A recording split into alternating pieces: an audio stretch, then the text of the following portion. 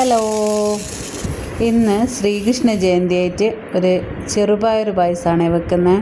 ചെറുപയർ പരിപ്പ് വെച്ചിട്ടാണ് വെക്കണ്ടേ. എൻ്റെ അടുത്തൂടെ ചെറുപയർ പരിപ്പില്ലാത്തതുകൊണ്ട് ഞാൻ ചെറുപയർ വറുത്തിട്ട് അത് വെച്ചിട്ടാണ് ഉണ്ടാക്കുന്നത്. കഴുകുമ്പം തന്നെ അതിൻ്റെ അകത്തുള്ള ഉമിയെല്ലാം ഒരുവിധം പോകുന്നുണ്ട്. പക്ഷെ മുഴുവനായിട്ട് ഞാൻ കഴുകി പോക്കിയിട്ടില്ല, നല്ല സാധനമല്ലേ. ഇത് തേങ്ങാപ്പാൽ വെച്ചിട്ടാണ് ഉണ്ടാക്കുന്നത്. മോൾക്ക് എന്തോ ഒരാഗ്രഹം, ഈ പായസം തന്നെ വേണമെന്ന്. ഞാനാണെങ്കിൽ ഇതുവരെ ഈ പായസം ഉണ്ടാക്കിയിട്ടില്ല.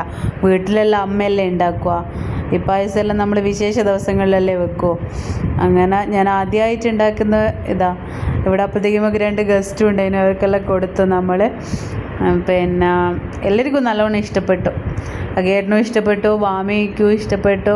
വാമി ഇങ്ങനെ ഇതുവരെ ഒരു പായസം കുടിക്കുന്നത് ഞാൻ കണ്ടിട്ടില്ല. പിന്നെ നല്ലോണം കുടിച്ചിട്ടുണ്ട്. ഭൂമി ഇങ്ങനെ നോക്കി നിൽക്കുന്ന കണ്ടതിൽ ഒരു സങ്കടം തോന്നി.